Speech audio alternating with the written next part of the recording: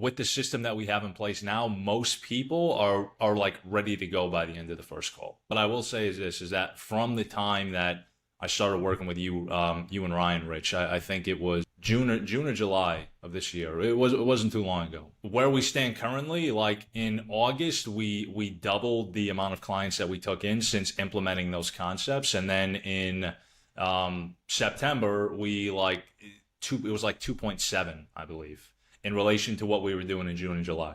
So it was a significant jump. Brandon, I appreciate you hopping on, my friend. Oh, maybe I should call you Max because I know you're. I don't know the backstory, but your alias on Discord is Max. But yeah, I appreciate you jumping on. Let's get into this. One thing I guess just for anyone else who's listening on the website, do you want to briefly describe the business, the offer that you're on, and kind of what you do? Yeah, so I joined this current offer back in February. So I've been there for about 10 months now. Started off pretty good. I mean, we were kind of consistent. Most of our clients were coming through cold email, and this is a real estate lead gen offer. So we're dealing with agents. We're just kind of cold emailing a bunch of agents. They were coming in relatively warm because no one's going to respond to a cold email unless they have some intent to actually utilize what you offer. So things are going pretty well. I want to say I had maybe like 25% close rate. And then things really changed on our end when we started running Facebook ads because it was a completely different lead source. My close rate went down drastically. Now, a portion of that was just simply we had to tighten up the funnel a bit, but there was also definitely a change to our sales process that we had to make. And I wasn't really sure what that was until I got with you guys. So we tightened some things up, didn't, reinvent the wheel by any means, just made some small adjustments that paid off big time for us. But do you want to just at least describe then, I don't want you to try and paint this picture that it was a bleak situation with you guys, because I know you're doing decently. What I do know is that over the course of working together on a more one-to-one basis, one message, and I'll put the screenshot here, I remember you saying, we're now doing a week what we used to do in a month, right? Yeah. That was a phenomenal week. We haven't 5x our clients every month yet, but we're on that trajectory, right? So what I will say is this: is that from the time that I started working with you, you and Ryan, Rich, I think it was June or July of this year. It wasn't too long ago. Where we stand currently, like in August, we doubled the amount of clients that we took in since implementing those concepts, and then in September it was like 2.7, I believe, in relation to what we were doing in June and July. So it was a significant jump.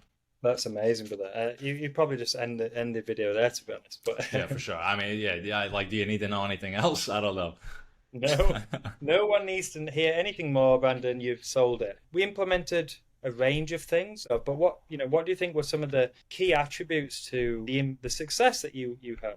Yeah, so two things. I mean, biggest thing in general was just approaching the call with a different frame. And again, really positioning ourselves as like, we're the prize here. I'm not going to be a used car salesman for 30 minutes and tell you why we're the greatest thing in the world. I more so want to approach this conversation with the angle that you need to qualify to work with us. And really like pushing for the no, being very transparent about who does well with us, who doesn't do well with us, even like pointing people in other directions to go do other things. Quite frankly, a lot of times they sell themselves right back to you because they've done it all before in this industry that I'm in.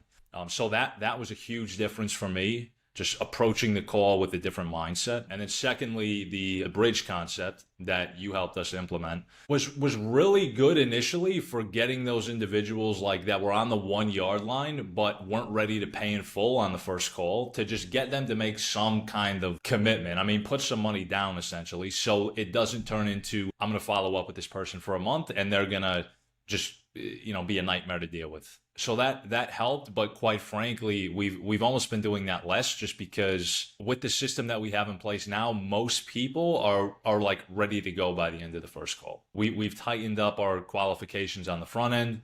We have a setter in place now that's helped things a little bit. So we still utilize that, but not as much as we were in the beginning. But for those individuals who are just kind of right on the edge, it's been very effective to still get some kind of commitment. Yeah, man. I think you mentioned some really good points, by the way. And I've seen that not just with you guys, other people working with us one to one. When the bridge concept, we kind of put that in place, and there's kind of like, it's kind of amazing what we could potentially do. And it works to a degree, and you definitely get more people over the line. I actually see this knock on effect where just because of this next option, it's kind of in your repertoire, so to speak, you end up closing more just on the front end because I don't know, there's this knock on effect where you're just insanely confident now anyway. You have so much at your disposal, and where you can go, you just become better at closing. When I first saw your calls, it's not like I ever watched your calls and thought, well, it's a beginner. Like, it's obvious that you've been in the game a while.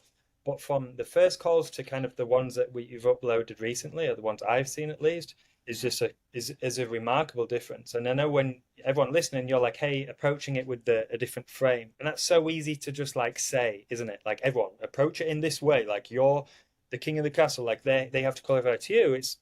That's not easy to do. And I think for you, it's come through consistency and reps, knowing what you kind of try and want to achieve. And now it's just like, that's actually you. There's no trying.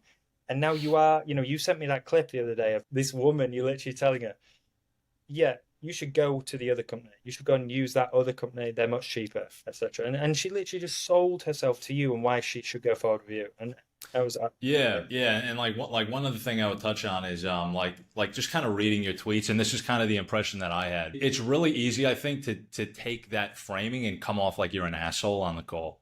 Right. So you need to like do it in a really nuanced way to where it comes off like you say, Rich. Yeah, you have that prize frame, but you're doing it in an empathetic way. That's what you helped me with more than anything, is not just like get on the call and pretend like you're the greatest thing since sliced bread and tell people to go do something else. Yeah, you're right. Exactly. It's having the frame and being the authority, but also having empathy to you actually helping people. It's not just about go away. It's like kind of, this would maybe be better. So try it. Right. But yeah, but I appreciate that. We'll leave it there. Short and sweet.